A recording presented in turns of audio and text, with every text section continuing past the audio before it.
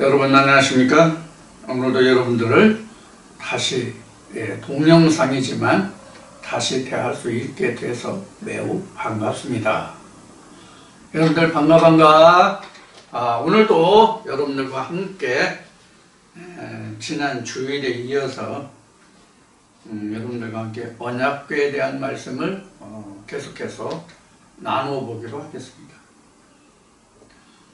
이 언약궤에 대해서 말씀을 시작할 때 주일날도 말씀을 드리지만 우리가 사실 이 언약궤를 이루면 되는 것이거든요. 근데 우리가 이 언약궤에 대해서는 여러분들도 아시고 출애굽기에 이미 기록된 말씀과 같이 모세가 시내산에서 하나님의 말씀을 돌판에 받음으로부터 시작이 돼요. 이것을 우리로 말하면 하나님의 계명을 받은 때로부터 시작돼요. 하나님의 계명을 받음이란 사도 바울이 증거한 바와 같이 조상의 유전에서, 그러니까 사도 바울이 말하는 조상의 유전이라고 하는 것은 그 바리새인들의 전통을 통해서 전례를 통해서, 즉 바리새인들의 전례라는 것은 거슬러 올라가면 레위인들의 전해지는 전례에 의해서 하나님에 관해서 듣고 알고 섬기던 그런 것이 바로 유전이에요. 그러니까 사실 유전이라고 하는 것은 우리는 지금 이 성문율법을 보고 있잖아요. 성문율법, 즉 문자로 쓰여진 성경을 보고 있잖아요. 그런데 이스라엘 백성들은 모세가 시내산에서 방금 말씀드린 바와 같이 돌비에 하나님의 언약의 말씀을 받기 이전까지는 전부 구전으로 전해지는 하나님을 숨기고 믿었거든요. 그러다가 모세가 시내산에서 하나님의 계명을 받음으로 인해서 구전율법이 성문율법으로 변화된 거예요. 거기에서부터 뭐가 생겨났느냐면 율법이라는 것이 생겨나요. 즉 법궤, 돌판이 생겨나는 것이죠.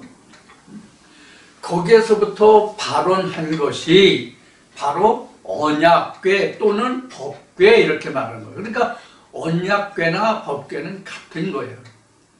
그러니까 하나님의 계명이 이스라엘 백성들에게 임해지기 전에는, 주어지기 전에는 법궤가 없는 거예요. 그러니까 묵법 시대가 되는 거예요. 쉬운 얘기로 세상의 법으로 얘기하면 묵법 시대가 되는 거예요. 그래서 성경은 하나님이 모세에게 계명을 주신 것에 대해서 어떻게 언급하고 있냐면 하나님이 이스라엘 백성들에게 죄를 더하게 하기 위해서 율법을 주는 것이 아니다. 오히려 죄를 짓지 않게 하기 위해서, 죄를 짓지 않게 하기 위해서라는 말은 이스라엘 백성들을 하나님이 구원하시고자 해서 이스라엘 백성들에게 법을 주었는데 오히려 이스라엘 백성들은 그것이 걸림돌이 되어서 오히려 더 많은 죄를 범하게 되었다. 이것이 이제 사도 바울이 특히 로마서에 이제 그런 언급이 많이 있지만은 사도 바울이 증거한 바예요. 그러니까 하나님이 인간에게 법을 주신 것은 그 법을 이스라엘 백성들에게 죄를 더하게 위해서 주신 것이 아니라 이 말씀을 지켜서 구원에 이르라고 지금 주신 그런 언약의 말씀, 생명의 말씀이란 말이에요. 그래서 사실 이 계명이라는 것은 언약이라는 것은 그래서 히브리어로 베리트라고 해서 이게 그 언약이 된 것이죠. 돌판이. 그래서 언약의 돌판인데, 그래서 언약을 담은 궤자, 그릇, 상자, 그런 의미로 그 언약궤 또는 법궤 하는 것이죠. 그런데 우리가 이 궤라는 말이 영어로 표현된 걸 보면 박스나 뭐 그런 그릇의 의미로 쓴 게 아니라 그 ARK, 아크라고 되어 있거든요.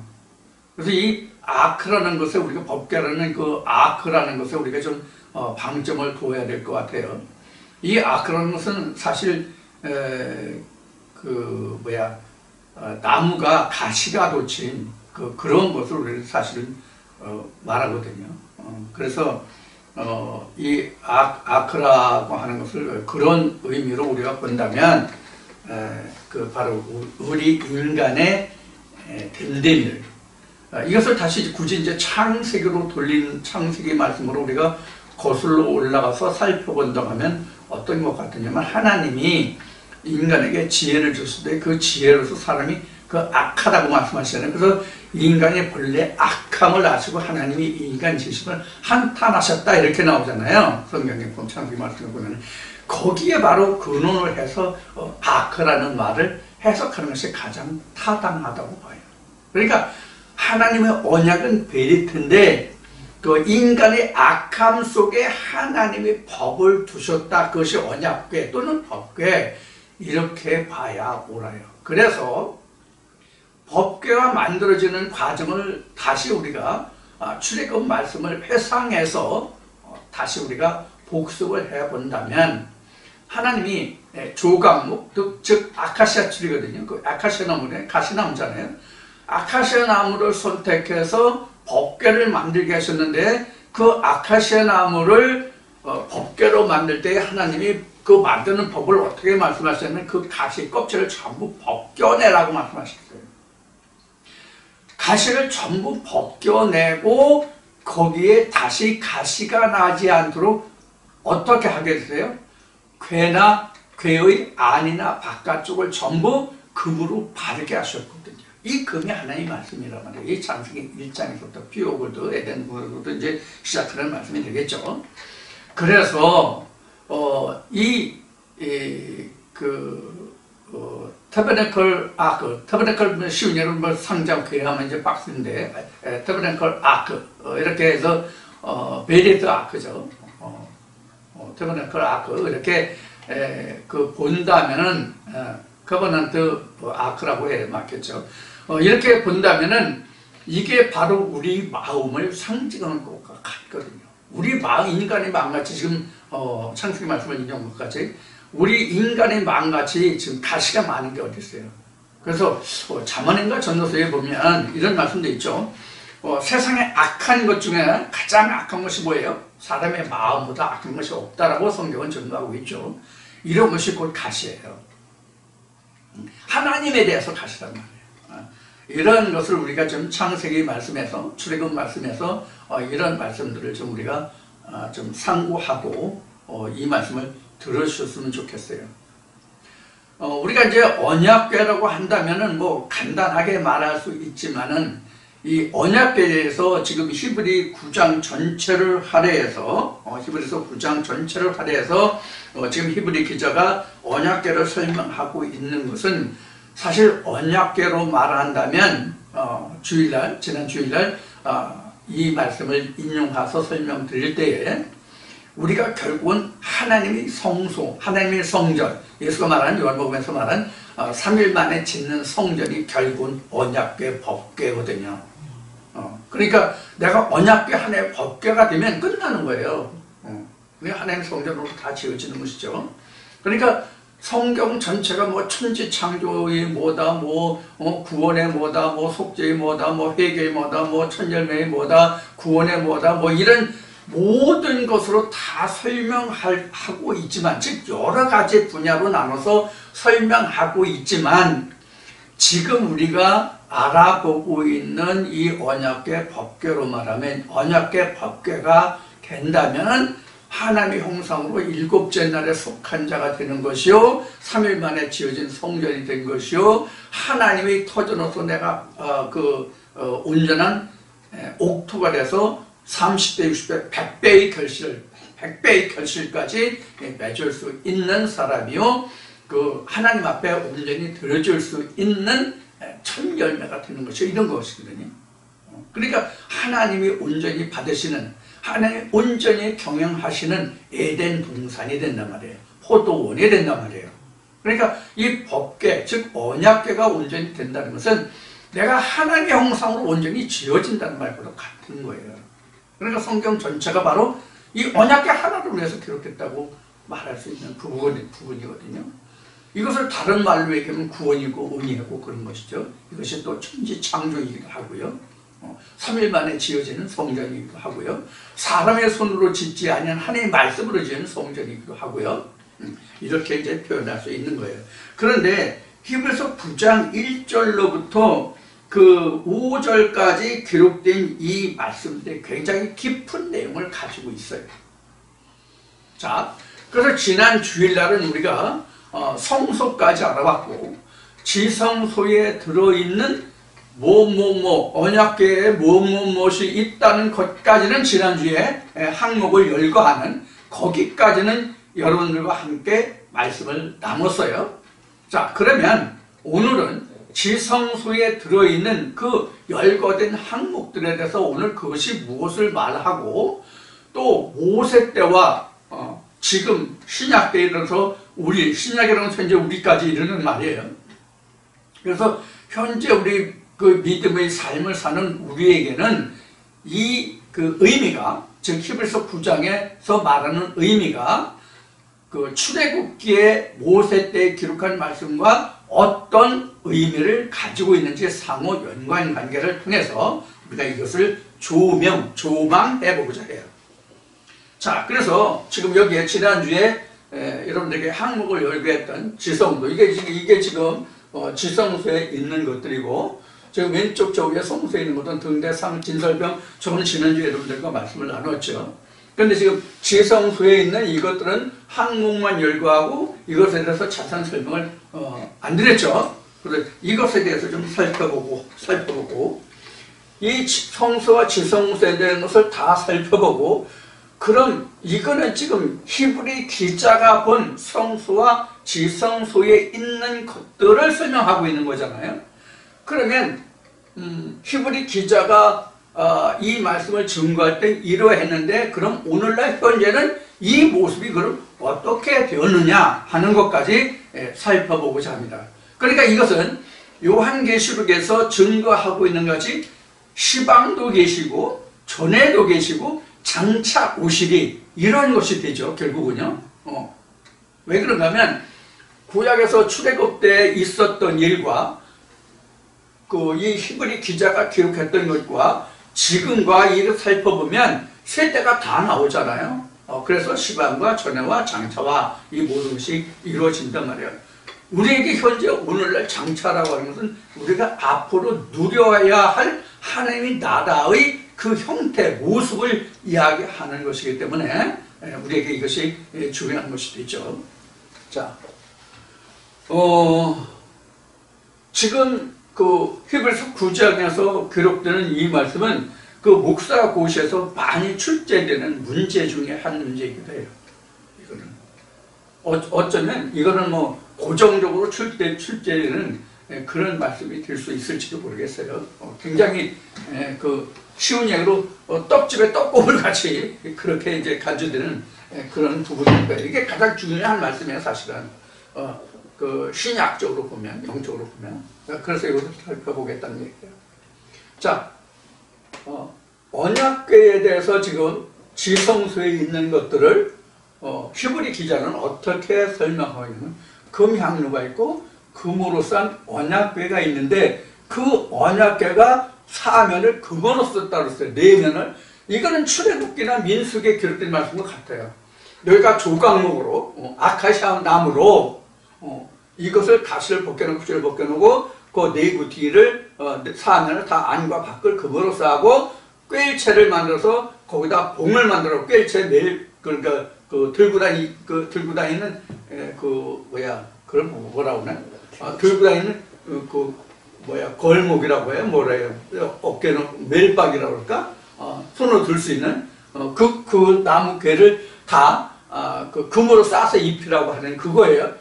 이것이 그러니까 순전한 언약궤죠. 그런데 이 재료는 성경에 기록된 말로 얘기하면 이게 조각목인데, 이게 아카시아 특이에요. 아카시아 나무예요. 근데 아카시아 나무는 가시가 있죠. 근데 다만 이것이 아카시아가 가시가 있는 것은 맞는데, 우리나라에서 자생하는 아카시아와는 좀 품종이 다르다고 알고 있어요.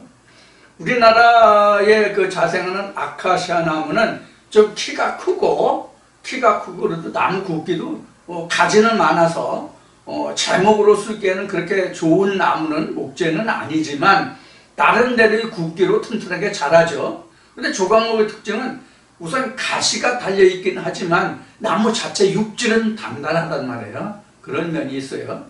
그리고 꽃이 피는데 아카시아 꽃이 향기가 있죠. 그런 것을 우리가 이제 생각하면 될 거고, 이제 참고로. 그래서 이 언약궤를 만든 재질은 조각목, 성경에는 조각목으로 나는데 이것이 오늘 아카시아 트리예요. 아카시아 나무예요. 자, 이 안에 뭐냐, 만나를 담은 금 항아리가 있고, 만나를 담은 금 항아리가 있고, 근데 이 만나도 보면은 모세의 만나가 있고 예수의 만나가 있다는 것을 우리는 좀 염두에 두실 필요가 있어요. 만나는 두 가지가 아니고 만나가 두 가지가 있다. 이것을 우리가 먼저 이해하셔야 돼요. 그러셔야 돼요. 그래서 만나를 담은 금 항아리가 있고, 여기도 이제 금이라는 것이 이제 들어있어요. 그 다음에 아론의 쌍난 지팡이. 아론의 쌍난 지팡이는 이게 이제 민수기 말씀에가 있을 것 같은데, 그 이스라엘 백성들이 야, 너만 하나님 알아? 나도 하나님 알아. 너만 하나님 만났어? 나도 하나님 만났어.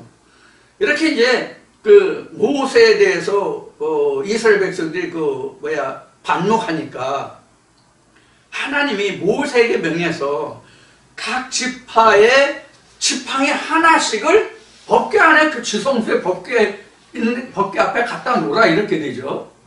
그래서 이제 모세가 하나님의 말씀을 듣고 각 지파의 두령들에게 말해서 각 지파에서 지팡이 하나씩을 가져다 놓았는데, 그 다음날 모세가 들어가 보니까, 지성소에 들어가서 보니까 다른 지파의 지팡이는 그대로 있는데 아론의 지팡이에서만 싹이 나고 꽃이 펴서 뭐까지 열렸어요? 새우나무 열매까지 맺혔어요. 자, 그럼 우리가 여기서 살펴볼 게 하나가 있어요. 뭘 살펴보냐면, 지팡이는 우리가 이제 나무를 가지고 대체로 지팡이를 하잖아요. 지금은 이제 등산을 많이 하니까, 등산하는 사람들이 많으니까 등산용 장구로 해가지고 지팡이가 여러 가지 많이 나와요. 금속 재료. 그런데 이때 당시에는 나무로 만든 지팡이만 사용했던 시대라고 우리가 볼 수 있는 거예요.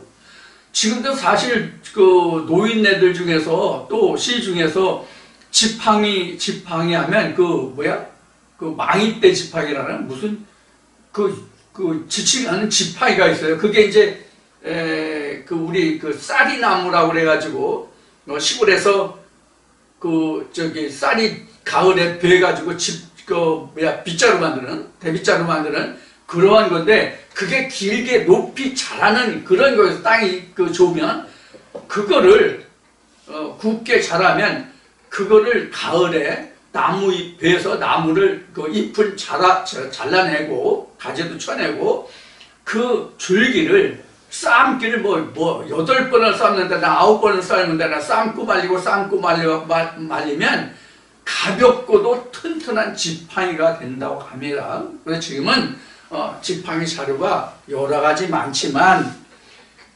지팡이는 여하튼 살아있는 나무가 아니잖아요. 지팡이는 무조건 나무에서 베어진 것을 말하지, 나무 심겨진 뿌리채 있는 것을, 뿌리채 살아있는 지팡이는 없단 말이에요. 뿌리가 있다고 해도 뽑힌 것이지 산 목재를 지팡이로 삼는 예는 없잖아요. 반드시 지팡이는 죽은 나무라고 해요. 나무에서 베어진 거란 말이에요. 자, 그런데 아론의 지팡이는 어떻게 됐다고요? 싹이 나고 꽃이 펴서 살구 열매까지 맺었어요. 자, 그럼 이것은 뭘 말하는 거예요? 아론의 쌍난 지팡이는 무엇을 의미하냐면 부활을 의미하는 거예요. 아론의 쌍난 지팡이는 부활을 의미해요. 그러니까 아론의 지파만 하나님의 생명에 대해서, 열매에 대해서 말할 수 있는 하나님이 선택하신 지파다는 상징으로 아론의 지팡이를 싹이 나게 한 거예요.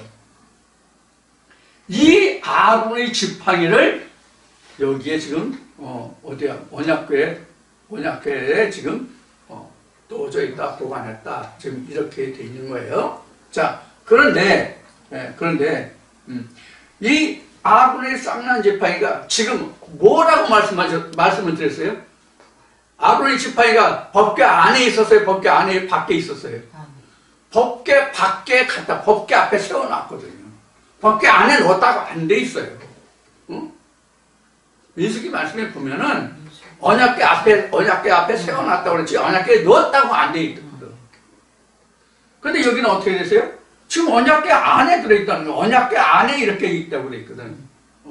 그러면 왜 여기서 언약궤 안에 있다고 했느냐? 그럼 이것이 무슨 뜻이냐 하는 것을 살펴볼 겁니다. 그 다음에 언약의 비석들이에요. 언약의 비석들이에요. 자, 그런데 여기는 언약의 비석들이 있고 여기는 그 만나를 담은 항아리가 있고, 그럼 이 만나가 뭐야? 만나가 결국은 언약의 비석도 언약이 아니야. 결국은 만나가 언약이잖아요. 하나님의 말씀이잖아요, 우리가. 이거는 이스라엘 백성들이 광야에서는 만나를 먹고, 그게 땅에서 난 거고, 예수가 말할 때 나는 하늘에서 내려온 만나라고 그랬죠. 그래서 내가 주는 만나를 먹으면 영원히 죽지 않는다라고 되어 있잖아요. 그럼 여기서 만나는 그 상징이 뭐예요? 하나님의 말씀이잖아요. 이게 만나가 하나님의 말씀이에요. 그럼 언약의 비석들이 뭐예요? 말씀이 새겨져 있는 것들이 비석들이잖아요. 그럼 이것도 말씀, 이것도 말씀이에요. 이게 지금 뭐냐 하는 것이죠.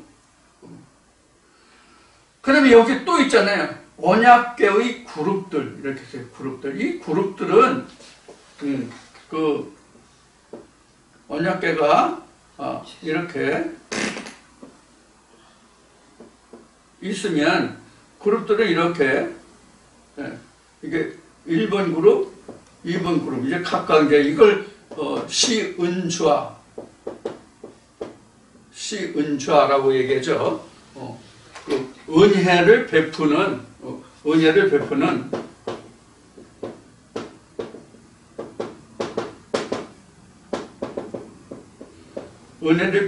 자리, 이렇게 해서 시은좌예요. 그래서 그 천사의 모습으로 날개를 이렇게 해서 보듬어산 이렇게 했어요. 근데 그 지금 히브리 기자는 이것들에 대해서는 낱낱이 말할 수 없다 이렇게 되어 있어요. 자, 이렇게 있다는 것은 이제 여러분들에게 이제 일단 말씀드렸어요. 대략적인 이제 성경 그 배경도 말씀을 드렸고요. 자, 그러면 여기서부터 우리가 좀 자세히 좀 살펴보기로 하죠. 자, 금향로라고 하는 것은 이건 여러분들 요한계시록 공부할 때 향로가 뭔지 들었죠. 이건 이제 성도들의 기도예요. 그럼 금향로라는 것은 실제 모세가 하나님을 섬기는, 율법으로 하나님을 섬길 때는 금으로 만든 향을 피우는 그릇이 금향로예요. 금향로인데 거기에 하나님께만 드리면, 지난 주일에 말씀을 드렸듯이 하나님이 모세에게 명하셔서 하나님께 분향을 드릴 때만 사용할 수 있는 향로를 만들게 하셨단 말이에요. 향료를 만들게 하셨단 말이에요. 그 향료는 민간이 그 향로를 쓰면 죽는다라고 되어 있단 말이에요. 하나님께만 드리는 그런 향이란 말이에요. 자, 그것을 향을 사르는 노가 금향로예요.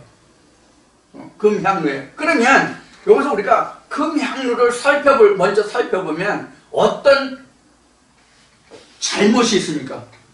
이게 지성소에 금향로가 있다는 것이 출애굽의 말씀과 비교하면 무엇이 다르냐 하는 거예요.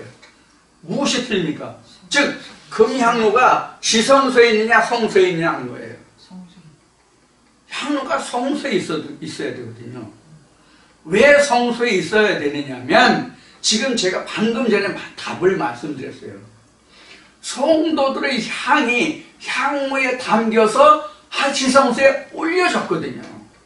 그러면 성소에서 성도들의 기도가 그 향무에 담겨서 지성소에 올려졌고 하나님은 거기에 답을 주셔서 불을 주시거든요. 그러면 금향로가 성소에 있어야 되는데 여기서는 지금 빠졌잖아. 그래서 지금 여기에 보면은 향로가 있어야 되고 그 다음에 향을 놓는 향단이 있을까? 이거 지읍시다. 향단이 있어야 되는 거예요, 사실은. 그러니까 향을 놓는 상말이에요. 떡을 놓는 떡상이 있으면 향로를 놓는 향단이 있어야 되는 맞는 거거든요. 이게 지금 성소에 있어야 할 것들이란 말이에요, 이게 지금. 여기 그래서 향을 피운 향료도 여기 있어야 되고요. 그 등대에 불을 켤 수 있는 기름도 성소에 있어야 되고요. 이렇게 되는 거거든요. 기름과 향료가 여기 있어야 되는 거란 말이에요. 그러고 보면 무엇도 있어야 돼요? 향로에 불을 켜려면, 등대에 불을 켜려면, 향로에 불을 살리려면 무엇도 있어야 돼요? 불도 있어야 돼요, 사실은. 예? 그리고 향 살리고 남은 죄를 버려야 되잖아요. 그러면 죄를 부리는 그것도 있어야 돼요. 다 있어야 된다고. 근데 여기서 열거가 안 돼 있잖아요. 이런 것들을 우리가 한번 염두에 두고 생각해 볼 필요가 있어요. 여러분들 전에 지금도 이제 제사 지내는 집안 나는 장손이 아니든가 또 장손이라도 다른 형제가 제사를 모신다거나 그러면은 그 명절 때나 제사 때 가족들이 모여가지고 나는 제사하지 않아도 형제들이 제사하는 것을 보신 분이 많이 있을 거예요. 지금도 참석하시는 분이 있을지도 모르겠고요. 그렇다면 가서 제사 지낼 때 보면 이거 향이나 향단 이거 다 볼 거 아니에요. 우리 향 피우잖아요. 촛불 켜잖아요. 그 촛대가 있잖아요. 촛대. 그게 우리 여기 등대란 말이에요. 저게. 자, 그래 똑같단 말이에요. 향후. 그럼 또 이것만 있나요? 하나님께 드리는 포도주가 있었잖아요. 그럼 포도주 잔도 있어야 되고 포도주 주전자도 있어야 되고 이런 것도 있어야 되죠. 근데 여기 열거되어 있지 않아요. 자, 어쨌든 그런 것이 있어요. 그러면 지금 향로를 보면 지금 성소에 있어야 할 것들을 지금 설명을 드렸은 것 같이 지금 여기는 향로가 성소에 있지 않냐고 지성소에 있다고 되어 있단 말이에요. 이게 지금 지성소에 있는 것들로 지금 히브리 9장은 설명하고 있어요. 히브리 기자가. 이렇게 설명하고 있단 말이에요. 그리고 이제 금으로써 한 금향로가 있고 그러니까 금향로와 언약궤가 있다는 얘기가 쉬운 얘기로 지성소에는 금향로와 언약궤가 지성소에 있는데 언약궤 안에는 이런 것들이 있다 그런 얘기잖아요. 자, 그러면 만나를 담은 금항아리, 만나를 담은 금항아리는 앞에 잠깐 설명을 드렸듯이 지금 모세의 만나도 있고 예수의 만나도 있어요. 이게 언제 얘기해요? 모세 때는 만나를 담은 금항아리가 모세의 만나뿐이 없어요. 모세의 만나뿐이 없어요. 맞잖아요. 구약 때에는. 근데 히브리 기자는 신약 시대를 기록한 거잖아요. 신약 시대를 기록한 거기 때문에 여기 만나 그릇에는 모세와 예수의 만나가 같이 있어야 된단 말이에요. 율법과 진리가 같이 있어야 된단 말이에요. 우리가 이것을 여기서 들여다봐야 이 나머지 그 뒤에 설명할 말씀들이 우리가 이해를 할 수가 있어요.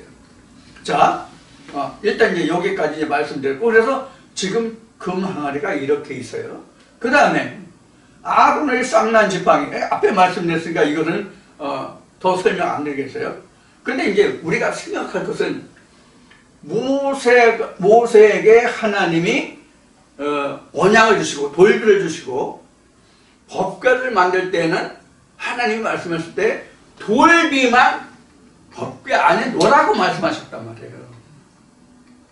즉 언약궤 안에는 이 언약궤라는 게 하나님의 그 말씀의 언약이잖아요. 그러니까 이게 돌비잖아요. 쉬운 얘기라면. 그러면 언약궤 안에는 지금 하나님이 돌비만 놓여져 있어야 되는데 지금 지팡이까지 놓여져 있어. 그래서 앞에서 그럼 모세 때에는 아론의 지팡이가 어디 있었느냐라고 말씀을 드린 거예요. 여러분들 그 기억을 상고시키기 위해서 기억나게 하기 위해서.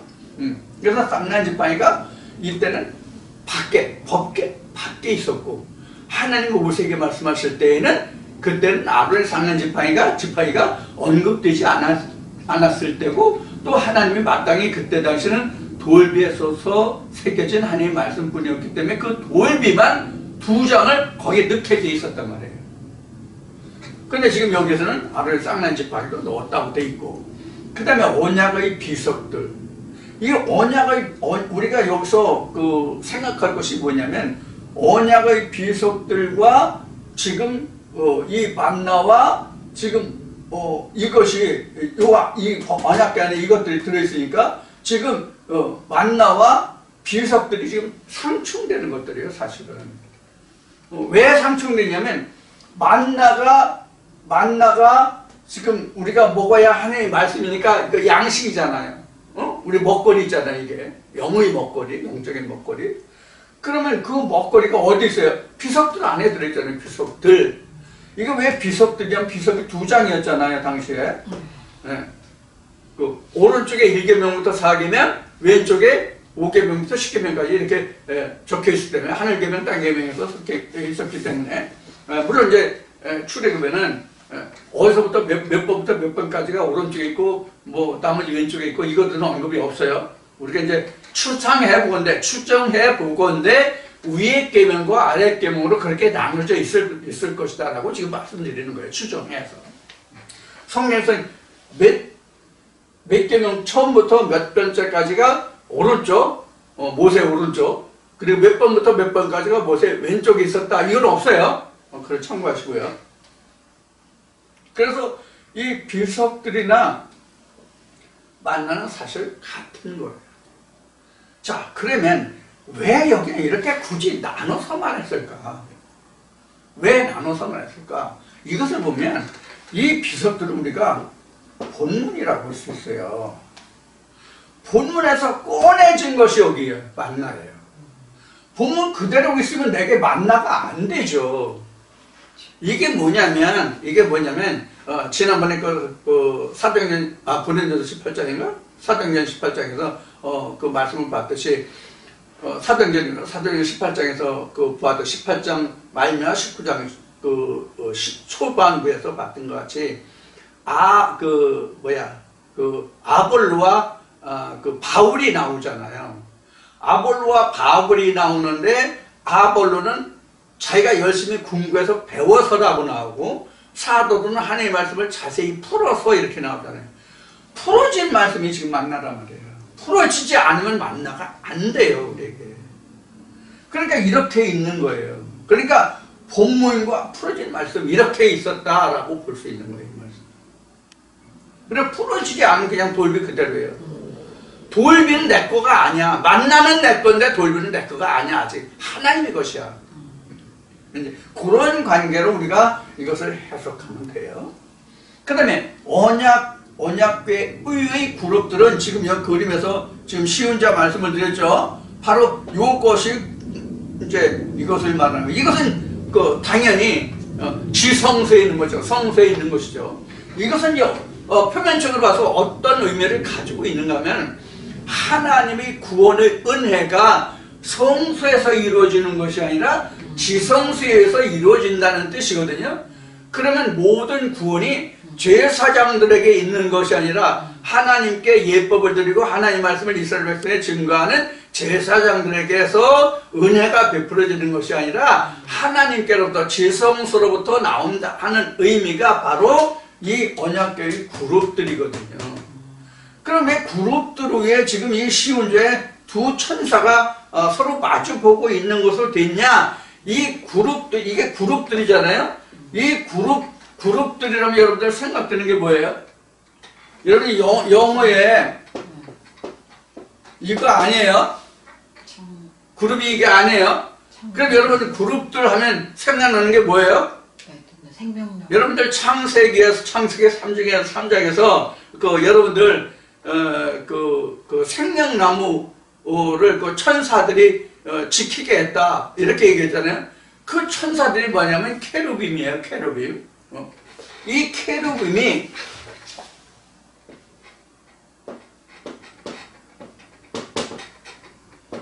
이 케루빔이라는 것이 뭐냐면 지식을 담당한 천사들이거든요.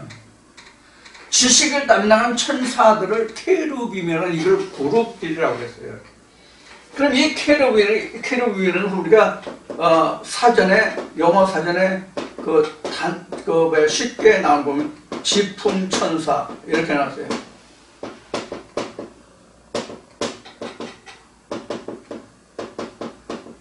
지품 천사, 지식을 가진 그런 천사로 나왔어요.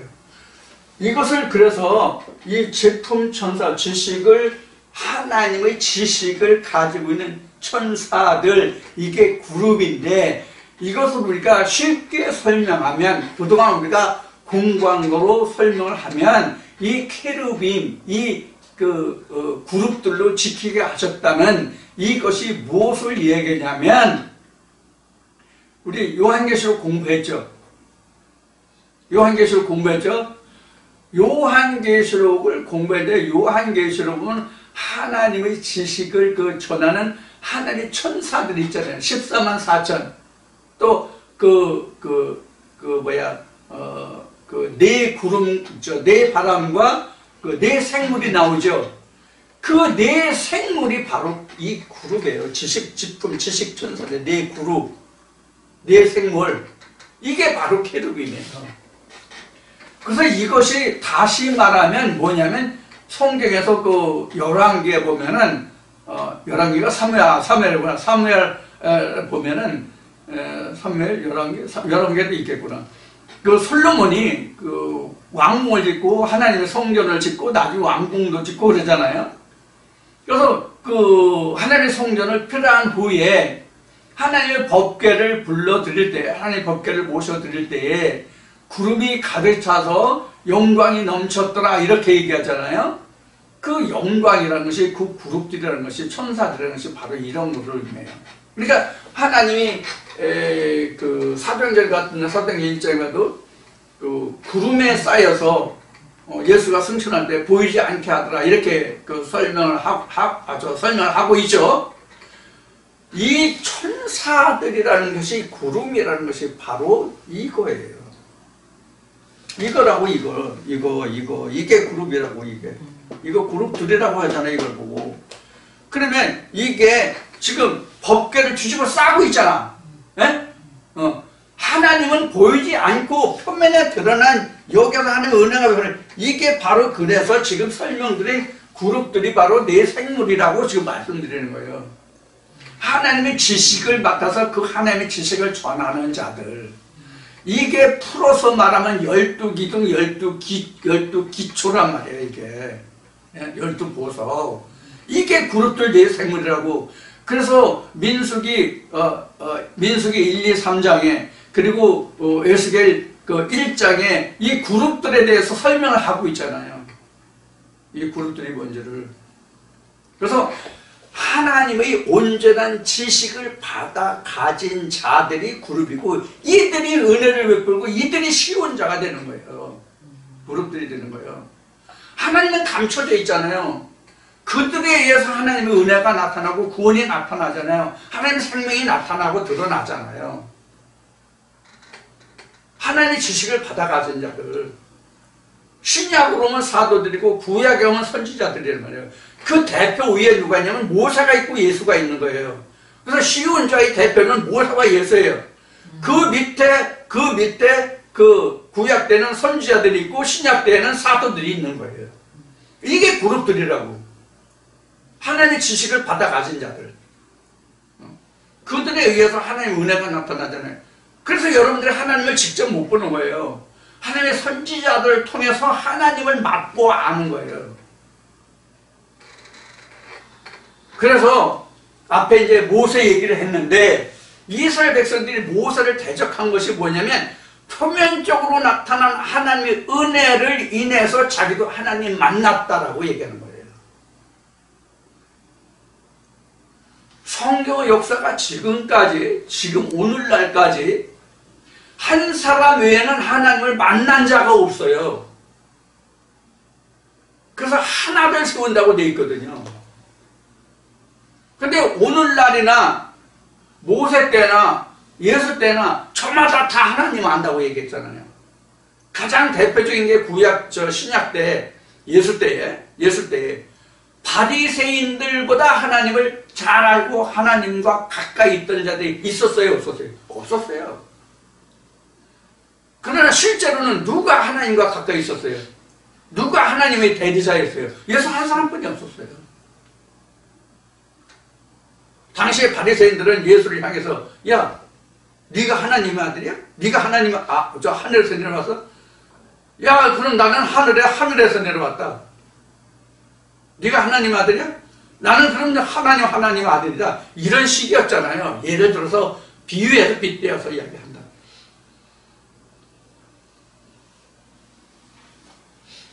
그 시대를 조금 지나서 예수가 십자가 달려 죽고 부활한 후에 있었던 사도행전의 기록을 보자고요. 스데반 집사 우리 얘기 많이 하죠? 교회 다닐 때 스데반 집사 얘기 많이 들었죠? 스데반이가 어떤 기도를 했습니까?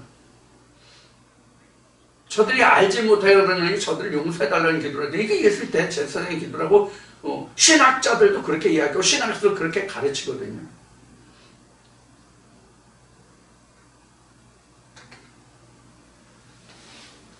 그러면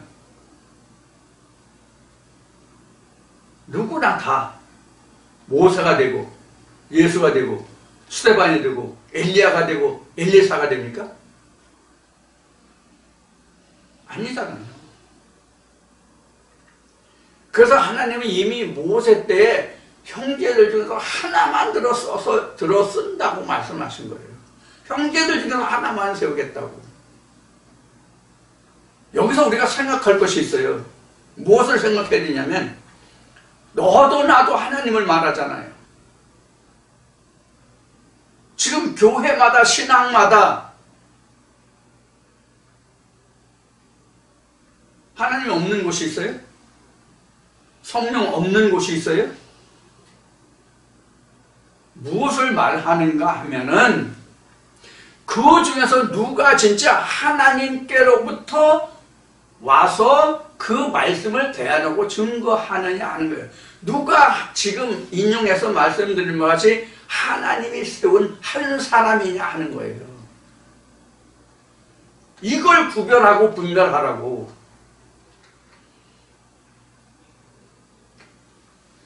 그래야만 이런 게 이루어져요. 이런 게 생겨요. 내 안에, 각자 안에.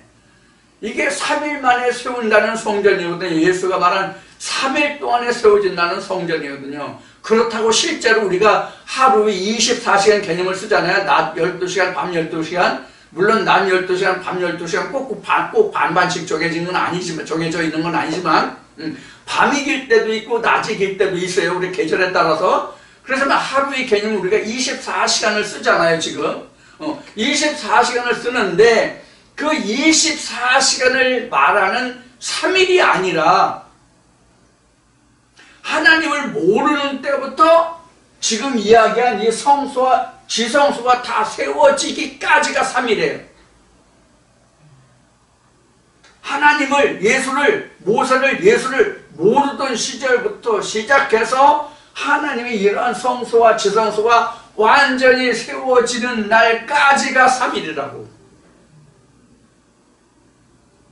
이스라엘 백성들로 말하면 애굽에서 가나안 본토에 들어가서 가나안 본토 땅을 내 땅으로 완전히 만들 때까지 걸리는 시간이 3일이야. 그럼 이스라엘 백성은 몇 년 걸렸어요? 광야 생활만 40년이야. 광야 생활만 40년. 그런데 성경에 이스라엘 백성들이 가나안 땅에 들어가서 본토 족속을 몇 년간을 통해서 몇 년 동안 그들을 멸망시켰다, 전쟁하는 기간이 적혀져 있어요? 있어요? 저는 본 적이 없어요. 얼마 걸렸다고. 본토 족속과 싸워서 승리했고 최후에는 이러이러한 족속들이 일부가 남았다라고 끝났지, 그 시대가 여호수아에서 끝나는 그 시간까지, 그래서 사사들로 와서 선지자들이 이어지는 그 시간은 정해져 기록되어 있지만, 가나안 본토를 전부 점령해서 그 땅을 완전히 이스라엘 백성들의 땅으로 만드는 데까지 걸린 시간이 없다고. 광야 생활은 정해져 있지만 이게 뭘까요? 이게 뭘까요? 내가 죽을 때까지 해야 된다는 얘기예요.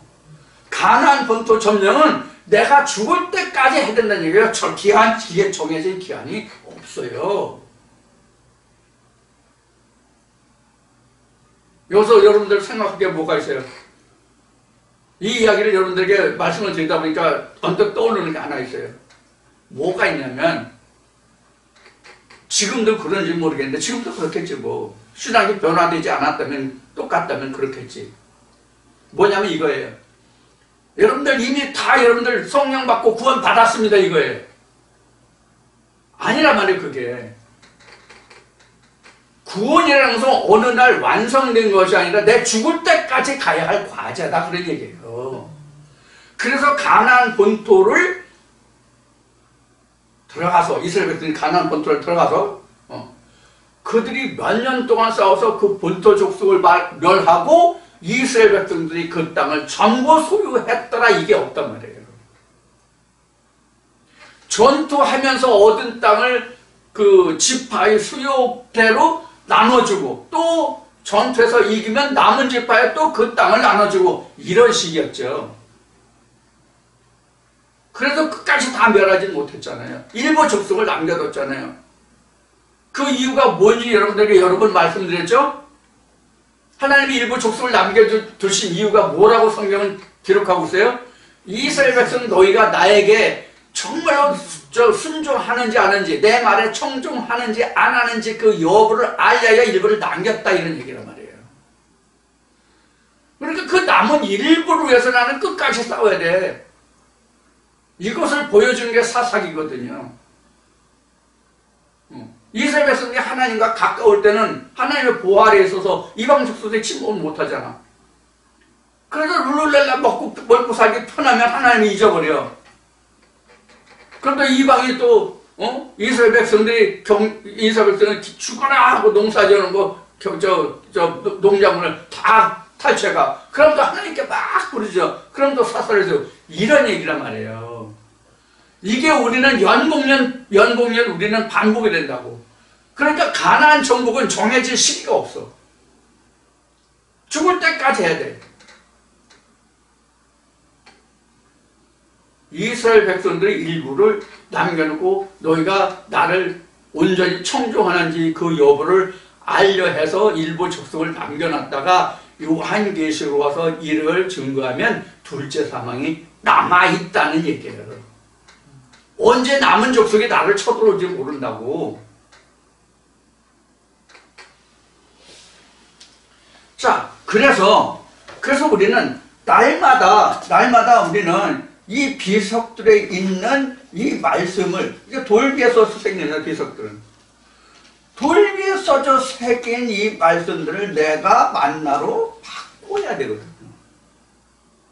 자, 그러면 오늘 이것들이 왜 지성소에 있는지, 왜 아론의 쌍난 지팡이가 법궤 안에, 언약궤 안에 있다고 되어 있는지, 이것들이 과연 이렇게 돼야 되는지, 하나님은 모세 때 그 아론의 쌍난 지팡이 같은 경우는 법궤 밖에 있었는데 왜 안에 있다고 되어 있는지, 여기 또 금향로가 성소에 있어야 되는데 왜 지성소에 있다고 되어 있는지, 그럼 지금 오늘날 그러니까 성소와 지성소가 지금 어떻게 지금 언급돼야 되는지 이것을 이제 말씀을 드릴게요.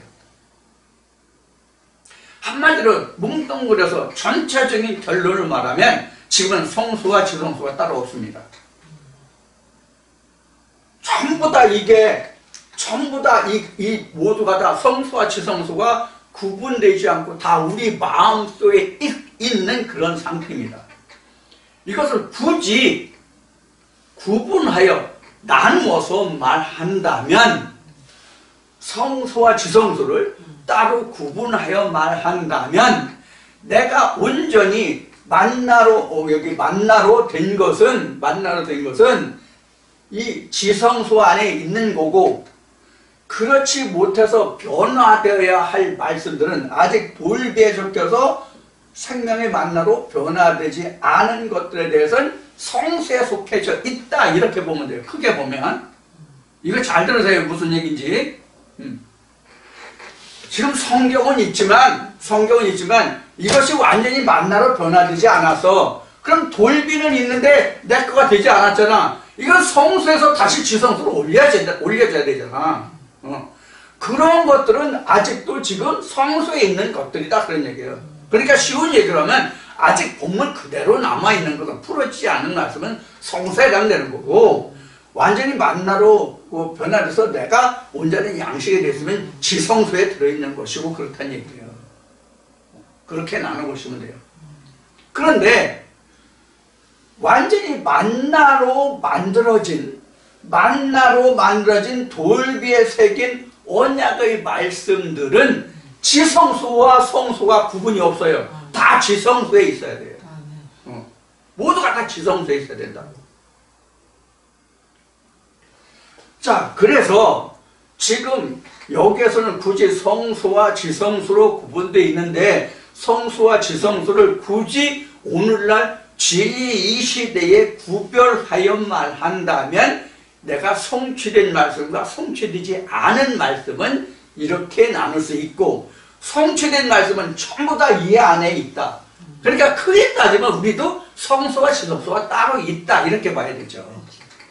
그러면 여기서 요것들을 볼 때 이제 요거는 그다음에 비석, 요것도 이제 그렇고, 이제 문제는 이 아론의 쌍난 지팡이가 어떻게 법궤 안에 들어갈 수 있느냐 하는 거예요. 자, 그러면 여기서 문제 하나 제가 던져볼게요. 질문 하나 드려볼게요. 지금 우리는 법궤가, 언약궤가 어디 있어요? 우리 마음속에 있잖아요. 그러니까 이 법궤에 들어있는 성취된 이 만나가 결국 오늘날 우리에게 뭐냐면 아론의 쌍난 지팡이가 되는 거예요. 이것만 열매를 맺었거든. 이거를. 여러분들 하나님의 제단을 꾸밀 때 하나님이 그 단에 열매를 그린 그림이 뭐예요? 살구꽃과 살구 열매예요. 그럼 살구꽃과 살구 열매가 왜 그럼 그 단에 올려졌을까요? 포도도 있는데. 우리 여러분들 강계상을 보면 포도나무 열매도 있고 그 살구나무에서 살구 열매도 있고 그래요.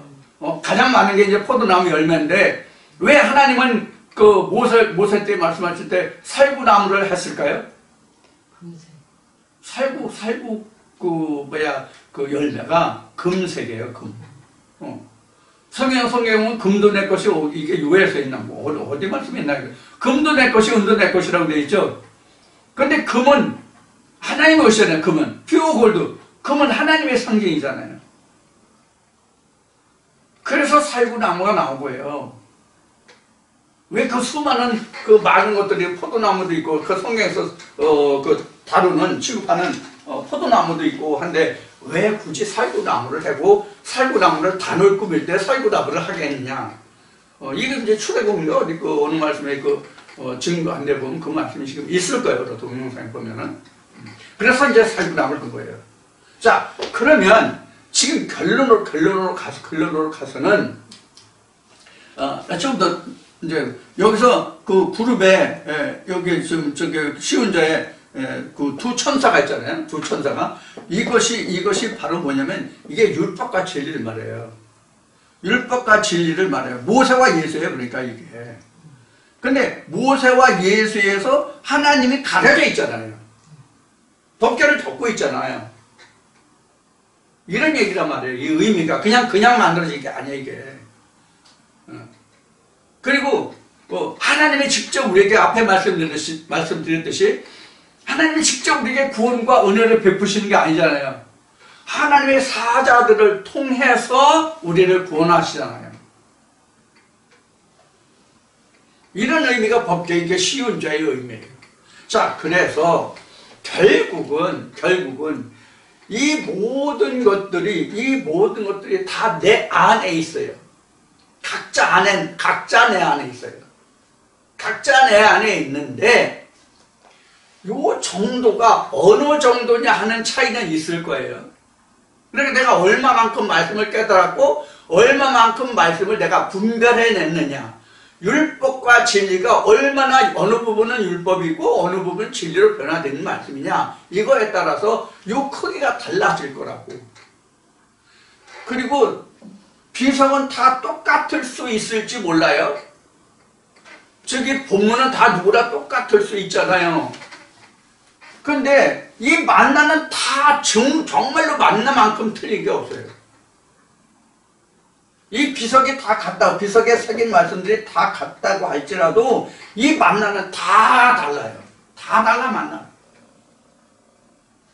각자 받아서 깨달은 말씀이 똑같은 성경 구절이라 할지라도 색깔이 달라, 맛이 달라. 똑같은 설렁탕, 곰탕, 된장국이라도 어느 조미료를 더 넣느냐에 따라서 자기 취향에 따라서 조미료 향신료를 각각 넣잖아요.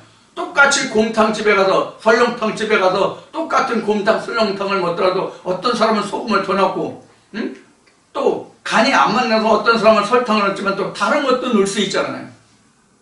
고추를 더 넣는다든가, 파를 더 많이 넣는다든가, 그럴 수 있잖아요. 그럼 그 맛이 틀리잖아요. 이렇게 만나가 다 틀려요. 똑같은 설렁탕이지만, 똑같은 비석에 새겨진 말씀이지만, 먹을 때 만날 때 여기 각각 조미료가 다 틀린 것 같이 말씀들이 다 틀리다.